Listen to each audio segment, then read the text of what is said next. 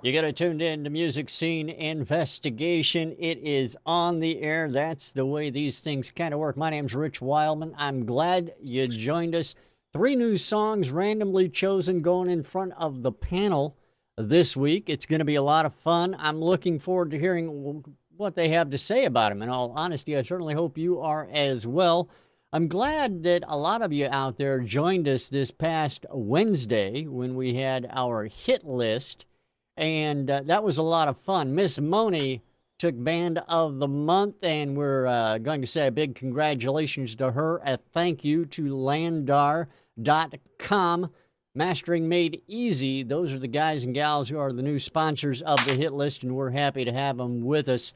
We're going to find out who's going to be the next artist in the running for next month's hit list on today's broadcast, of course, because we will be selecting a song of the week at the end of it.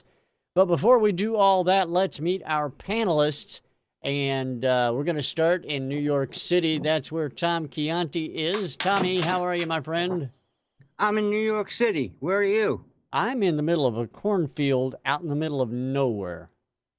You know what happens in the cornfield out in the middle of nowhere? Yeah, those darn children just kind of run everything, and they scare the heebie-jeebies out of me, honestly. You know what scares the heebie-jeebies out of you? I have no idea. What is it, Tommy? When you go to your 40th high school reunion. I don't think I don't think I'd go. I went just because we had a very one of the largest high school graduations. We had like over 1,500 kids, and it was the same story. So the men or women, it was the same thing. They were either on their fifth wife or third hip or a new heart. It was sad, really.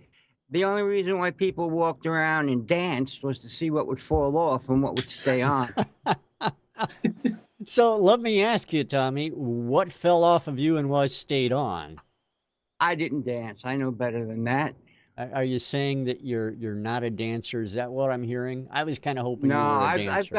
I've got my woman. I swooned her with my wonderful dance steps, and So my what fell father off? was a tap dancer, so he taught me how to dance a bit. So you're out there cutting a rug, tap dancing while everybody else is waltzing. Yeah, they did play waltzing Matilda. See, there you are. I got you figured out, man. Oh, you think? I honestly do. I think I've got him figured out. Some of these people I went to elementary school with, so I've known them, 18 years or something like that.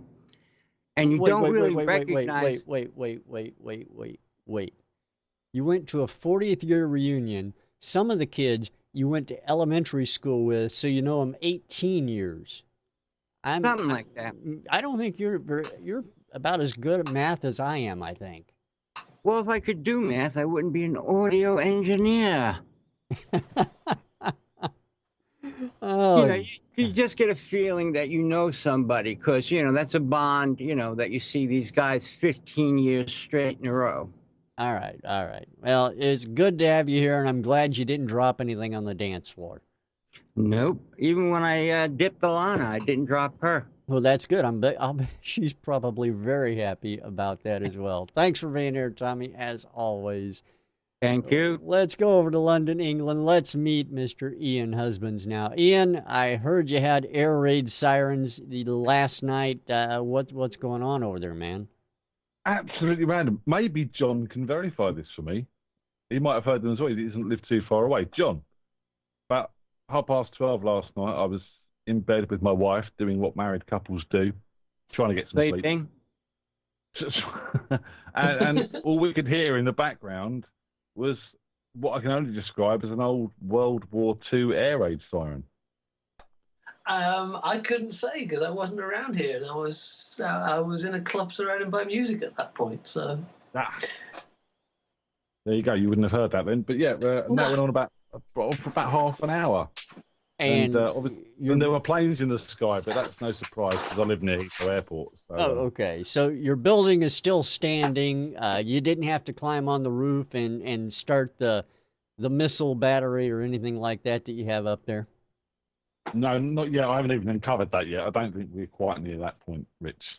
All right. Did well, you I mean, find out that's just anything about what it was? the missile launch is just a relic from the Olympic Games, anyway. But no, we haven't found out what it was.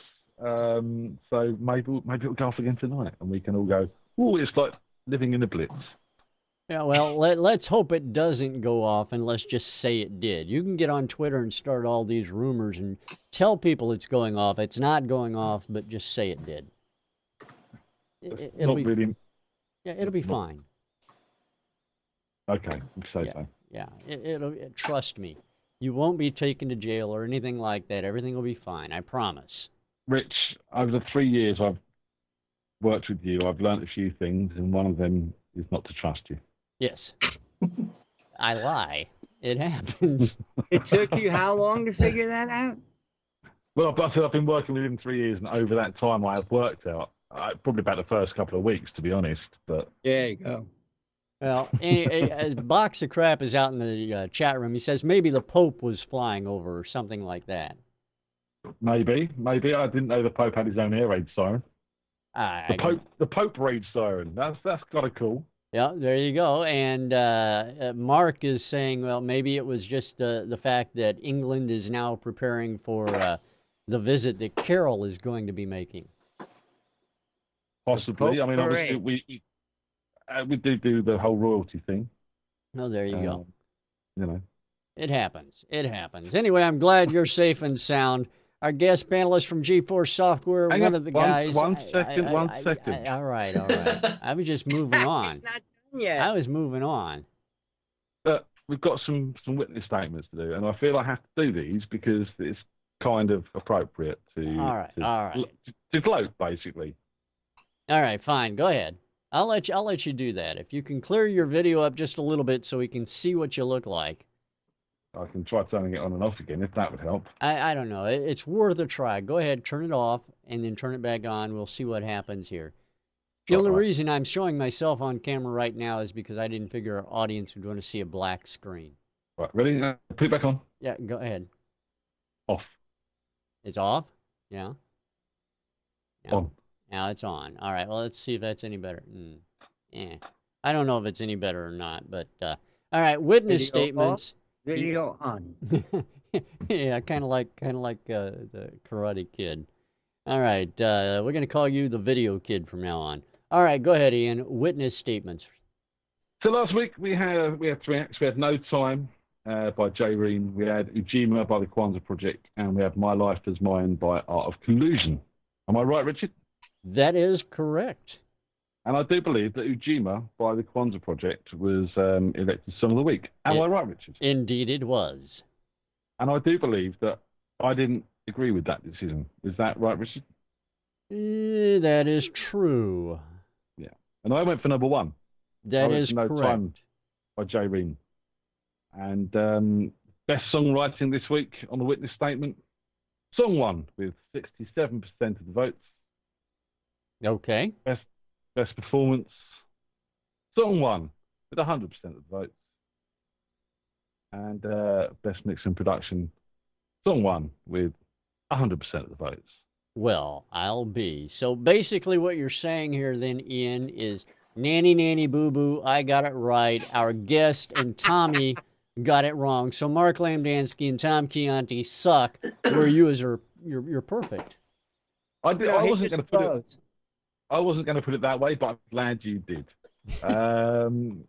You know, I'm just saying, I am the people's vote. You are the walrus. Yeah, there you go. I like that even better, Tommy. We get a shirt that says that, Ian. No, I'm the 8th man. Oh, that's Miro. Sorry. I'm just glad to hear the voting bots are working for you there, Ian. Let's see. You know, Wait a voting second, and Ian, husbands, don't you I will control make a the difference in your voting? life. That is a good point, Tommy. Tommy wants to know, he brings up the point that don't you, Ian, actually control the voting? No more than you do, Richard. I'm just saying, you know. Touche, huh? Touche. Yeah, and Mark is pointing out that 100% of 1 is still 100%. I But think I'm I just, think I think he's insinuating there, Ian, that maybe you were the one who voted.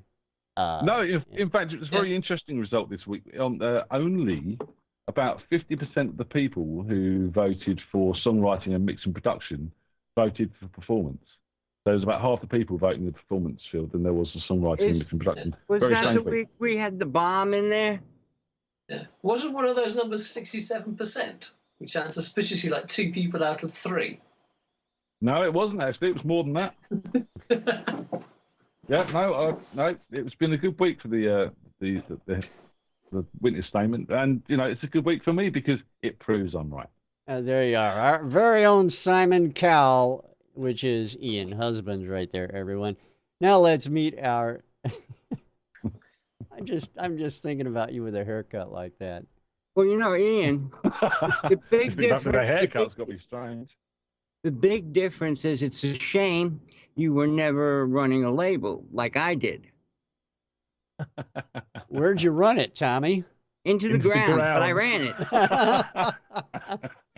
Oh, guest panelist from GForce Software, a man about town himself. Mr. Jon Hodgson is with us. Hey, John, how are you, sir? Welcome back to the program. Thanks, I'm pretty good.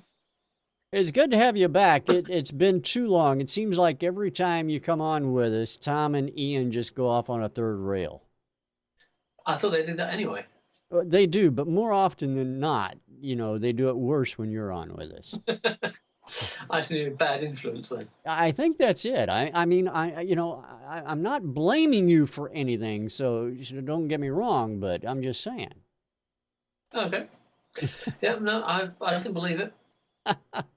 So how have you been, John? I know that, and everybody in our audience know you work with GForce Software, responsible for Omnisphere 2 and other various products. But, you're a hardworking man, a hardworking audio engineer, and I know you play hard, too, because not only are you involved in bands, you're out there playing. You're also a world traveler. I think the last time you were with us, you were actually just back from Madagascar, and we were talking about that earlier as well. Yeah.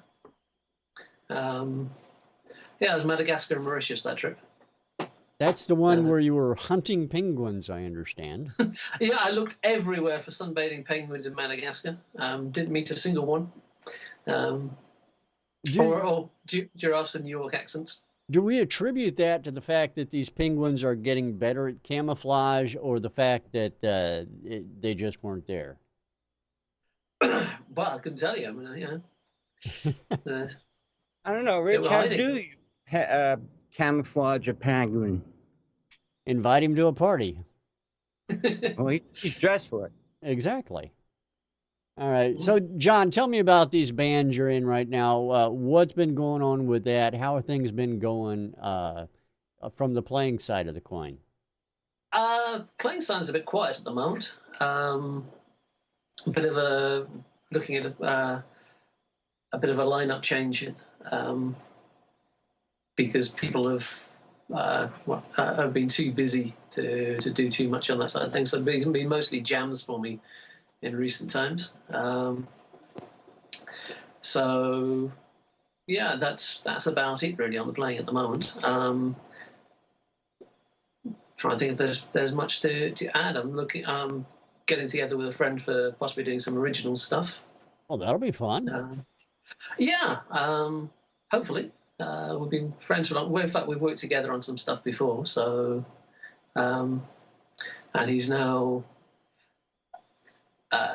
making most of his. It's one of those strange things that when you he's been a professional musician for a long time doing covers, and now that's sort of gone very quiet, and he's making his income elsewhere. Now he can think of actually doing what he'd like to do in music. Well, absolutely. I mean, that's why everybody gets into music in the first place, is hopefully to do exactly what they want, what they like. I mean, I don't know too many bands. I'm not going to say there aren't any, but there aren't too many who want to be doing covers forever. Yeah. So no, I'm hoping that something will at least get enough out of that to have some fun. Oh, absolutely. Well, I wish you the best of luck with that. Now, into the top secret stuff that I've been trying to pry out of you for the whole pre-show. What's going on over at GForce Software? What are I know you work for other people other than GForce Software. So what are you working on? I can't really say. None of the. I can't say any of the juicy stuff. There's a lot of ideas being worked on to one degree or another, and I know there is stuff going to happen with GeForce, not all of which I'm directly involved with. But unfortunately, I can't really talk about it until things are actually being released. All right. Well, let me see if I can put a hint on the table, and you can either confirm or deny it, or just flat out say the same thing that the CIA said. Over the past, I would say probably 3 years, a lot of the music software, be it is moved towards mobile or mobile influence and control of that software. So you may have the software running on a PC or a Mac or another system altogether, or hardware altogether outside the scope, but people are controlling it on Macs and or tablets, iOS devices, their phones, Android, and so forth. Are we starting to see a move away from that, or are we still down in the same trenches? I mean, are we moving away from this thing of doing more and more stuff on mobile phones and on iPads, or exactly? Are we? The attraction of that market has waned to some degree. Because when it first came out, you had things like iDrum on the iPhone, which did supremely well. But now the market's quite full, and the sale price of these items is quite low. So I don't know how. I mean, they're more. Whereas when it first started, I think it was very attractive as main products. I think you're going to see them more as side products. And also, what's quite interesting is just using these things purely for control. Like Wi-Fi or Bluetooth? Yeah, I mean, yeah, because you get the lemur on the iPad and things like that. Because I'm very much a believer in real-time performance control of things. I saw a video of a performance artist where they're wearing the gloves now, and they can move forward and back with the video game player motion detector.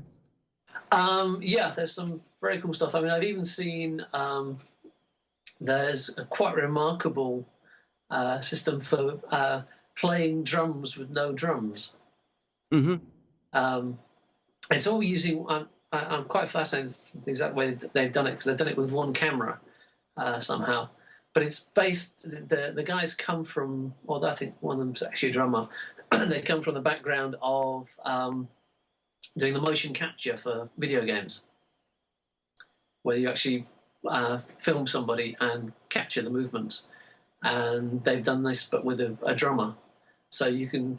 It looks a bit funny because you've got your drumsticks have got these sort of metallic balls on the end of them, and you've got a couple of things on your feet. But the software with the camera picks up what you're doing, and yeah, you've got somebody playing air drums, but there's actually this actually triggers drums. Do you think that when you say the motion capture thing, that reminds me of VR, these things that people are doing with the Oculus, and other VR type things. Do you think that someday we're going to have a venture into that area where, you're playing air guitar, but it's actually being interpreted as a real guitar, air drums, like you just said, so forth and so on? Well, the drums we've already got. Right. And that's what I was just describing. And the Xbox Connect and the Xbox One all have sort of games where you can do similar sort of stuff, not quite to that level, but it's already sort of happening. What I want to Yeah. see, and John, if you know if this is in the works, is actually using this motion capture to mix. Like you can actually place things, objects, sounds in a three-dimensional sphere. The basic parts of technology are there. In fact, you remind me a little bit of something that Mark Tinley wanted a while back. But you could use the sort of kinetic kind of motion capture stuff to place sounds theoretically. Rendering them in 3D is a bit more of a challenge, or rather, the problem with that with 3D sound is that you can have it work on speakers or you can have it work on headphones. You can't have it work on both very well, which is a whole other discussion because I used to work with 3D sound. It is what it is. It's a give and take kind of situation, I guess, in that situation. Yeah, I mean, I'm quite interested in ambisonics, which is a system where, in simple terms, the positioning is in the recorded audio, the mixed audio, but the rendering isn't. So you can take the same ambisonic. The simplest level is UHJ, I think it was, which is on two channels. They've got ones which will work with the surround as well, and basically you can play it on two speakers, or you can play it on speakers all around you. Theoretically, you can do it with a whole sphere of speakers up and down. You can do it using HRTFs for headphones. So the idea there is, although it's an older system than most of the 3D sound stuff actually, but you separate the positioning from the way of putting the sound in that position.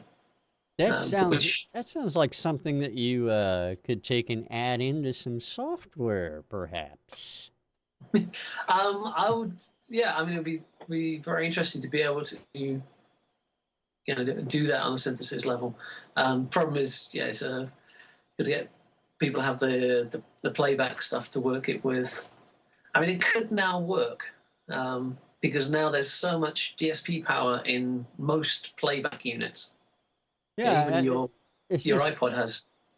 Yeah, it's just what I'm thinking. I mean, you do something like that, then you get the sound guys, front of house guys or whatever, or even your monitor guys involved with, getting your audio out. You can have an Atmos speaker concert, where you have like in the movie theaters, the 48 billion speakers over the top of you, and every sound has a distinct place that it comes from and everything like that. And you have a sound guy who sits there and controls where the sounds come from then. Yeah, there's a bunch of possibilities there. And I think that, at least the technology is now at the point where it could work. The challenge, of course, is you've got a chicken and egg situation to actually get people mixing stuff in these formats. So, yeah, I'm just watching that side of things with interest. Or you'd have to figure out where the encoding and uncoding is done. Is it done in the studio when you mix it, or is it done in the playback system at whatever medium they're using? Yeah, no, that's the beauty of something like ambisonics. In the studio, you're basically saying what you're putting down on tape, so to speak, is that the sound is in this position, but how that sound is then put into that position or approximated to that position, depending on your playback system, is at the playback end. Sounds very complicated. Something I have it's over my head. Yeah, it's not that complicated once you kind of look into it, but it's quite difficult to describe purely, in a context like this. But look up ambisonics. Well, I will have to do that, looking up the ambisonics, and also, of course, staying up to date on what you're working on, because I'm sure at some point it'll filter its way in, because you're that kind of audio genius. I know you'll figure out a way to make that happen. It'd be fun to. I think you will. Yeah, I've got lots of things I want to do. Yeah, well, we can't talk about them on air. Yeah, exactly. That's what he said earlier. Yeah. John, you're so loyal. It's a shame we're going to have to torture you after the show. It wasn't the business things I was talking about. Oh, I don't know. He lost me somewhere in there, but we're going to get the show on track and get me unlost somehow. I have no idea how, but hopefully the first song of the week will do it. Let's take a listen, everybody, to song number 1 on today's MSI. Here it is. This is song number 1 on today's broadcast, everyone. Enjoy.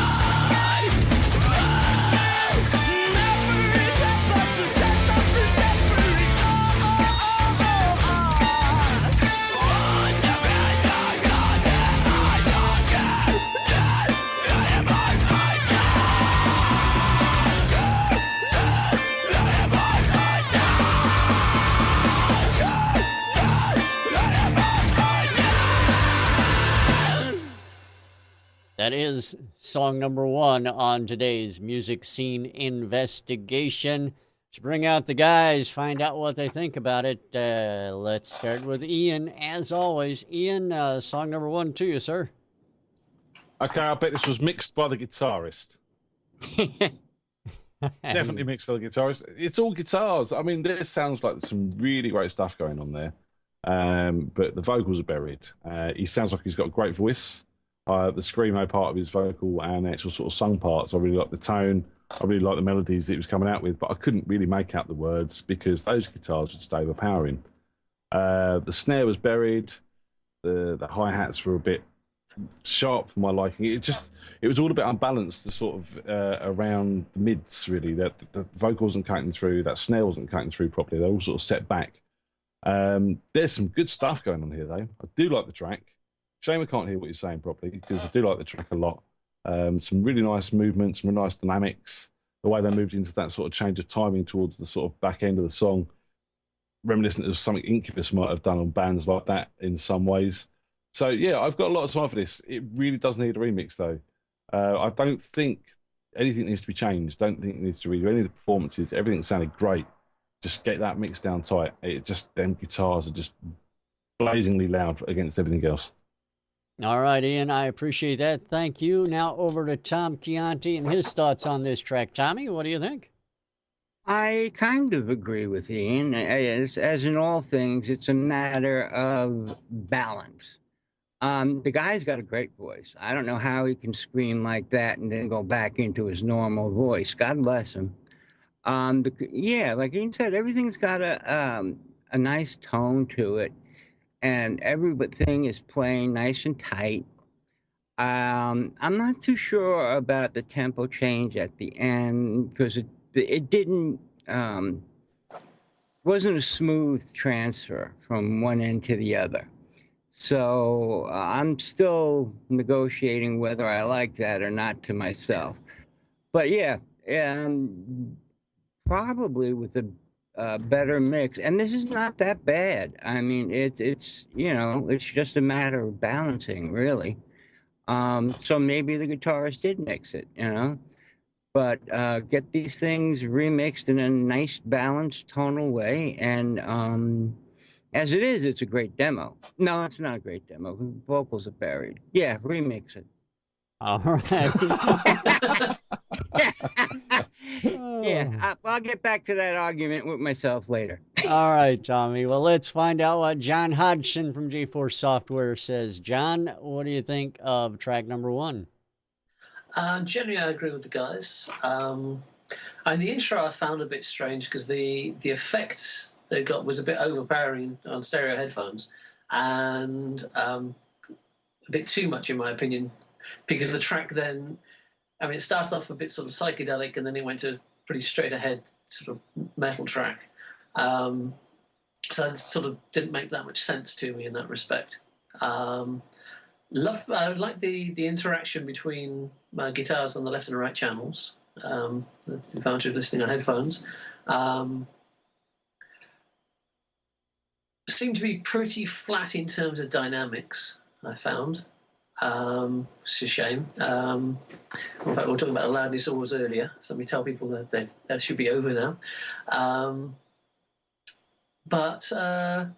And yeah, very tight. In fact, to the point where sometimes it felt a little bit metronomic. But overall, yeah, I mean, it's a good, hard-hitting track, and the guy has got a great voice, and the playing seems to be very good. Yeah, change the effect at the beginning, as in less of it, and just generally the mix, I think. All right. Well, I appreciate that, John. Thank you. The name of this track for everyone, it's called Immense, and it's by a gentleman called Eddie Nashton. Eddie, we appreciate your sending that track into Music Scene Investigation. If you'd like to get your music on the broadcast, it's easy to do. Go to MusicSceneInvestigation.com. Click on Submit a Song, which is at the top of the page, and just follow the information there. You can post your music at that point. We select 3 randomly every week for playback before our panel, and by the end of the broadcast every week, we select a Song of the Week. That Song of the Week then competes in our Band of the Month hit list broadcast, and those winners then go on to compete for our yearly Artist of the Year award. Now, I got 2 more songs to go. We got song number 2 up next, gentlemen, so let's get right to it. This is song number 2 on today's Music Scene Investigation. Enjoy it, everyone. Don't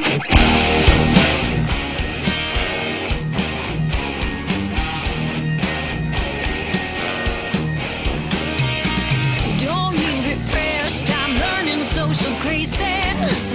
That don't mean I'm your little miss as go long. I can think for myself, don't know an explanation. Guess you can blame it on the blow on dishwater. Lord, and I'll put you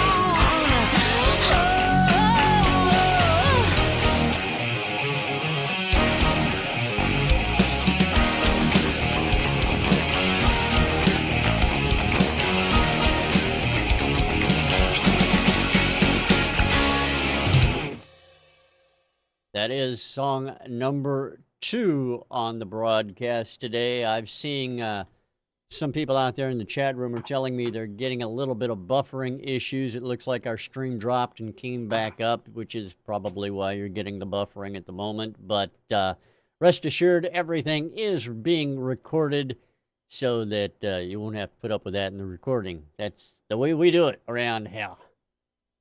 I don't know. It worked for me the first time I said it. Tom Chianti, song number 2 is coming your way. What do you think about it? Well, first, on the lower left-hand side of the video screen, there's a little play button. You can refresh without reloading the whole page by hitting the pause and play button and waiting a second in between, and then that should bring you up to date. This song, yeah, I like the song. Stop the compression. Just stop it. Stop it. Stand away from the compressor. This woman's voice can crack china. It's so edgy, so mid-rangey. I like the song. I like the background. This sounds like a country mix to a rock country song, and I think that's where the problem is. These are, nice heavy rock undertones here, and I like the contrast. She's singing very country, and you've got some very nice rocking going on underneath her in the bed, but the mix is too far of a country mix. I remember when I was doing some hip hop mixes, they always told me to stand back because I was making it sound too rock. And because every genre, excuse me, there are certain mix protocols, let's say, that you have to achieve. And this is just mixed for a country genre when it really should add more rock edges into it, not so much mid-range. And yeah, stand back from that compressor on the lead vocal, if not the whole track. And then it should be better. So remix, if it was mastered, remaster. All right, Tommy, I appreciate that. Thank you. Over to Mr. Jon Hodgson. John, track number 2, what are your thoughts? I like the track. I mean, that's the first thing. It's got energy. It's got movement. It's a fun track. I can imagine people on a dance floor would respond to it. So yeah, overall, it's a good track. Mix, yeah, I found it. I probably agree with Tom generally. I can't really add any more to what he said there. I was looking for, as a guitarist, I was looking forward to a really good guitar solo, and was quite surprised there was very little guitar solo there, considering the feel of the rest of the track. So that's a missed opportunity as far as I'm concerned. But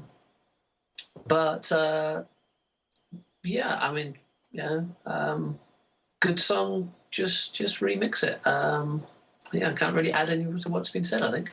All right. Well, I appreciate your thoughts. Now over to Ian Husbands. Ian, what do you think? Me? Absolutely you. Yes, you. I try not to think. All right. Well, then tell me about the song and your thoughts on it. Yeah, I mean, harking back to what Tommy said, compression. It does seem a bit like everything's been a bit squashed and then a bit squashed again in mastering. She's got a great voice. When she sort of really started going for it towards the end and put a bit more gravel behind it, reminiscence of Bonnie Tyler and stuff like that for me as well, which was great. Childhood memories, fantastic. And the performances from the guys and the girls doing the instrumentation was really, really good as well. Good groove, good vibe, nice and upbeat. But yeah, there was a kind of that genre battle thing going on a little bit here. Am I rock? Am I country? What do I want to be? One thing that really stuck out to me, I thought was really nice touch, was that real bluesy, honky-tonk piano that sort of wafted in and wafted out occasionally, with just some nice little sort of high licks and stuff like that. It sounded awesome. Really did like the sound of that. There's some nice backing vocals in there, but I felt they could be a bit more solid. Yeah, overall, there's a really good track here. I did feel it's one of those tracks that you sort of pay attention to for the first sort of minute and a half.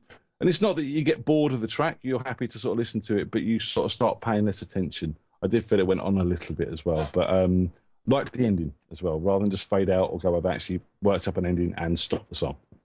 All right, Ian, I appreciate that. You know what we call this genre of music, don't you?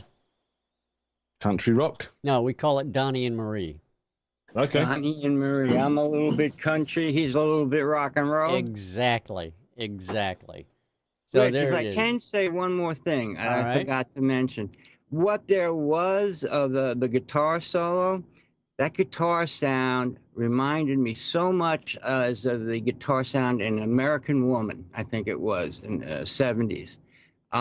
Great, great playing, too short. I agree with what I think John had said that. So just again, there's a lot of nice sounds. It just needs, a little buffing. And stepping away from the compressor. Yes. Right. All right. Let me introduce the song to everyone. The name of this song, it's called Dishwater Blonde, and it's by Jennifer Westwood. Jennifer, thanks for sending that track in. I apologize for misspelling your name. One I in there when it should have been an E. I don't know where my head was, but I apologize for that. And we appreciate your sending that track in to Music Scene Investigation. All right, gentlemen, track number 3 is up. It's coming your way. So everybody take a listen to track number 3. We'll find out what our panelists think in just a second. This is track number 3.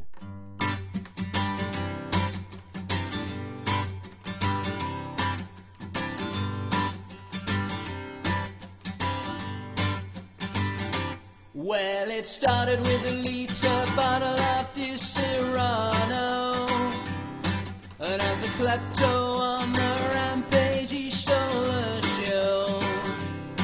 And security, well, they just didn't quite know why any fool would steal yours off a lifeboat. Well, we're on the boat to Rotterdam, to the dance parade in Rotterdam. We'll get there if we can, even if we must abandon Sam. And our cabin got raided in the early hours of the morning, and we gave our passports to the man who kicked the door in. And we thought we'd get arrested or deported, but Sam apologized to the captain in the morning. Well, we're on the boat to Rotterdam, to the dance parade in Rotterdam. And we'll get there if we can, even if we must abandon Sam.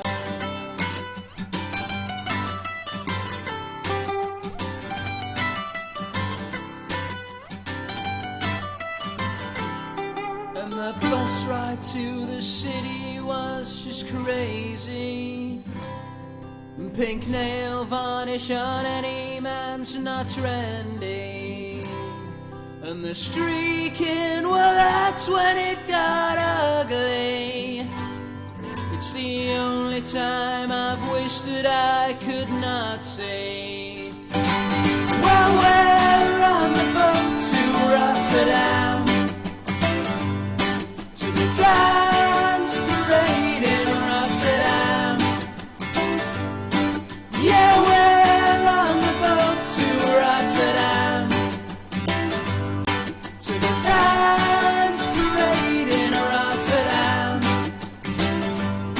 And we'll get there if we can, even if we must abandon Sam.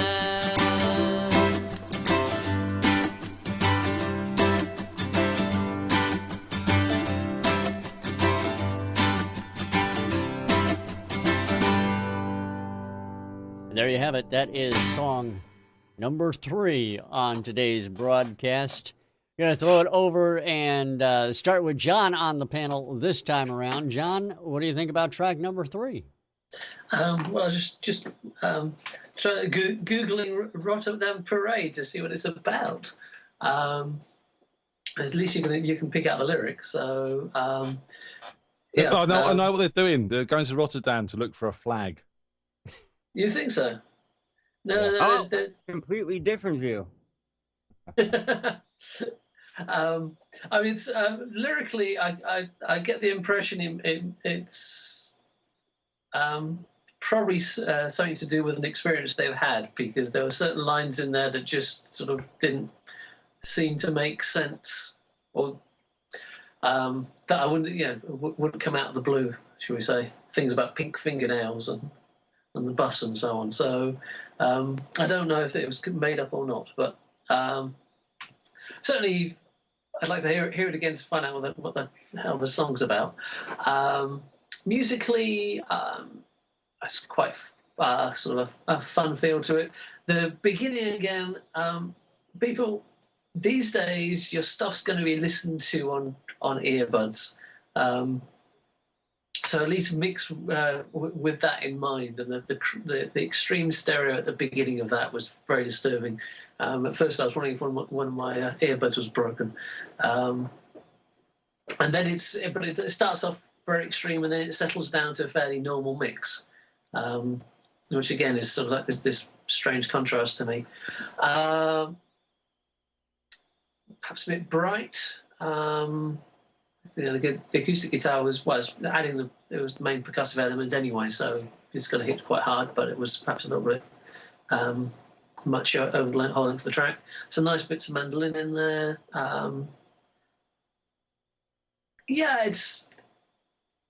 It wasn't sitting quite right with me. I think it was probably a bit coming after a while, got a bit bright and abrasive, but some nice playing in there. I just think I'd prefer it a bit more gentle on the ear. But other than that, intriguing. All right. I appreciate it, John. Thank you very much. Let's go over to Ian, find out what he thinks. Ian, the other Ian first, and then you go second. Yeah, he doesn't have much to say. Go ahead. Right, I'm going first. Yeah, what John said, basically, a little bit sharp on the highs. High end of this track was a little bit sharp on the acoustic and on the vocals a little bit as well. And with the reverbs, I felt they were just a little bit too bright at the same time. So I just think all them top ends were a little bit too harsh on the ear. But I really do like this song. You know, it feels like a song that's just come naturally to these guys. And it works. They've got that real folk thing about their voices. They've got some nice harmonies going on. The mandolin was a beautiful touch. I did feel the acoustic was a tad aggressive and a tad too high up in the mix. You could have pulled it back a bit and just warm everything up, give it a bit more of that folky warmth. The vocals were there and you could hear what he was saying. I would have liked to have heard that vocal just a dB higher personally, just to sit it out. Although bringing the guitars down would have helped that anyway. But either way, where it's standing now, that vocal needs to be a little bit more prominent to my mind. But yeah, really, really do like this. It's just got a good feel. One thing I think these are quite young guys that have done this. But one of them was sort of trying to get that real sort of folk gravel on his voice, and it was kind of like, yeah, it's not kind of working. Do you know what I mean? Stick with your voice. Don't try and force it to sound like something that you've heard. Just go with your voice, because you've got great voices, and it works really, really well. All right, Ian, I appreciate that. Now over to the gravelly voiced guy himself, Tom Chianti. Tommy? Yeah, what do you think? Hey, man, where's the cojones? I can go and get it if you want me to. That's basically the main thing, is there was not enough bottom on anything. The vocals sounded okay. The guitars were way too bright, over compressed. There was performance issues coming out of the mandolin solo. It was very rough. I do like Ian. I think this was reminiscent of one of those songs that the guys would take the time to learn the vocals and you'd sing it in the bar with your buddies, real loud and raunchy. It's a little anthemic like that. And I like that. I really like that. I just think one or two kick drums every once in a while. The singer's putting all into it. I agree with what Ian says. Stick to your own voice. Don't force yourself. I mean, and yeah, that intro, why? All it did is if you have people on earbuds, you're going to have them leaning to one side or the other as they walk down the street. What a beautiful sight that would be if they all played the track at the same time. Yeah, you tip the world. I mean, you could hear that he manually moved the panning to the center. It should have started like that. And I hate where the guitars are on one side, especially if they're louder than the vocal and really bright. And that's what I remember from the intro. This needs, I think, like I said, kick drum, something on the bottom, a live, real, big bass, or a kick drum or something like that, just to soften it up, like Ian says. And it is, because it is a little crispy on top. Outside of that, it's like I said, it's like an anthemic bar song. And one of the few songs that guys might take the time to learn the lyrics, because they could all just jump around and sing it in the bar after about a case of beer. All right, that sounds like a plan, Tommy. I'm coming to your house. We'll do that. All right, the name of Learn the lyrics. The name of this track is called Rotterdam, believe it or not. It's by Pete Jackson. We appreciate Pete sending that track in. Thank you very much, Pete. And just to let everybody know, I did correct Jennifer Westwood's name on the lower third there. So sorry about that, Jennifer. I said that earlier, but Anyway, it's correct now. So, all right, gentlemen, time to throw it over to you. Find out what you guys think of the songs we've heard and your selection for a song of the week. A lot of silence going on there. I'm thinking. It shouldn't take that long, Tom. I'm trying to think, but nothing's happening. All right. Anybody want to go first, or do I pick somebody? All right. I'm going to go out on a limb here. Okay. We've got 3 very good tracks this week, I think. All in all, there's some good stuff going on across the board. I really like number 1 particularly, but my heart's telling me to go with number 3. Now, I know we don't always follow our hearts on this show, and I think number 3, from the point of view production and mix, is probably the weakest. But the song has really, really grabbed me, and I'm going to go with that. So number 3 for me, please. I want a bit of acoustic folk this week. All right, That's Ian. The taco with no sauce.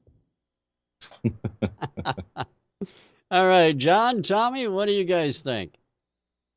You want me to go, John? Yeah, you go ahead. Okay. I agree with Ian on the fact that, these are all great songs with just, minor polishing and chipping up at the sides and the tops and stuff would really work. I mean, if these were all done the way a little bit better, not so bright, not so over compressed, I mean, I wouldn't be able to pick. But just because I remember, hanging out with the guys in the bar, I have to go with number 3 also. I mean, easily the easiest to really get going. Just a remix and add on some bottom end on the instruments, and maybe, you won't need a kick drum. But definitely, my pick is also number 3. All right, and John? It's a tough one, really, because once again, they are very good songs, all of them. They appeal to different sides of me. The first one got this sort of pretty metal. I did find it a bit flat in terms of the dynamics, but no, that's a good song. I enjoyed the second one in terms of just the groove of it and the danceability of it, sort of thing. I can imagine that one doing very well in certain, certainly in being for DJs, etc., in certain environments. But yeah, I think I'm probably going to agree with the guys. The last one it's fun. It's got, I can imagine learning it so I can play it on acoustic with people after a keg or two of beers. Oh, wouldn't that be nice?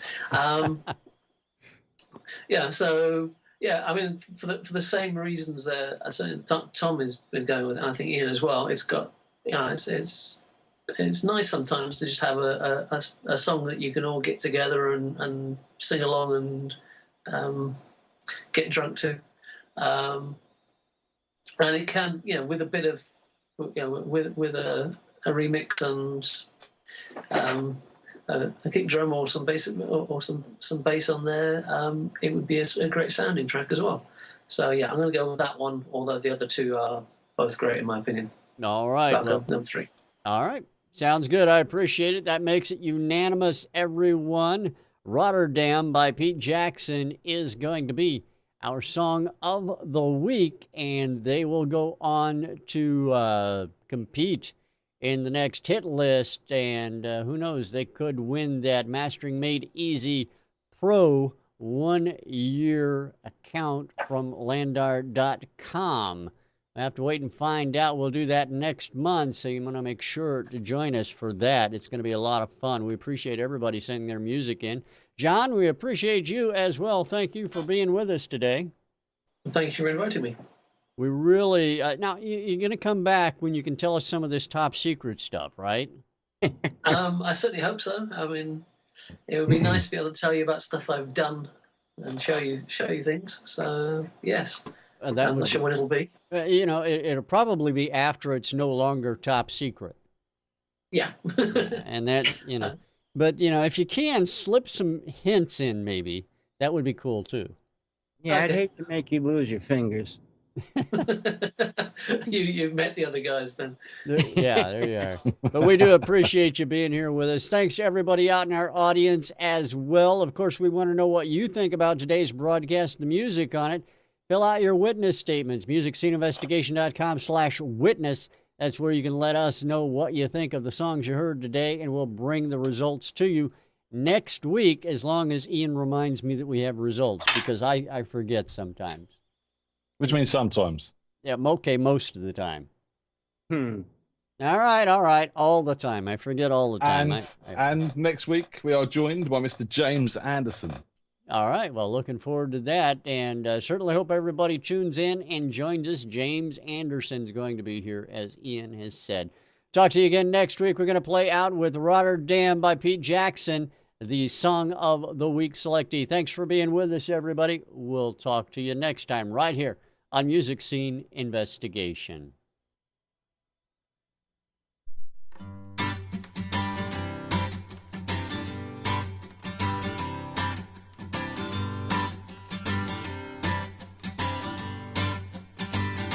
Well, it started with a liter bottle of Dishwater, and as a klepto on the rampage, he stole the show.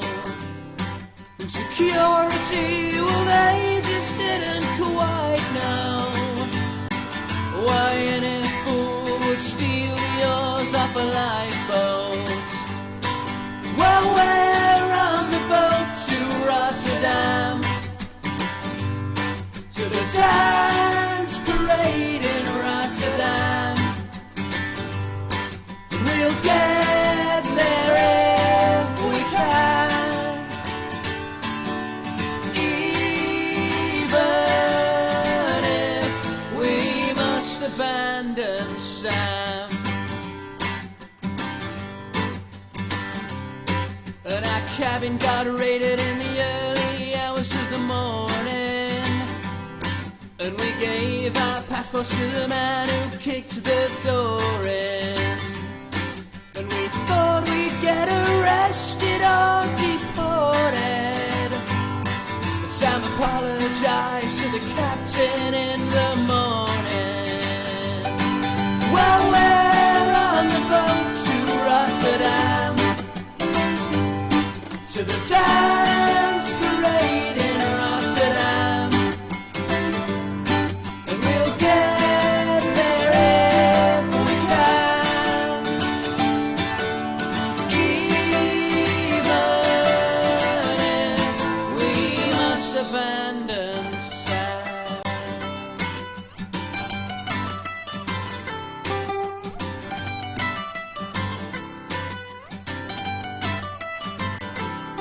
And the bus ride to the city was just crazy. Pink nail varnish on any man's not trendy. And the streaking, well, that's when it got ugly. It's the only time I've wished that I could not say. Well, we're on the boat to Rotterdam,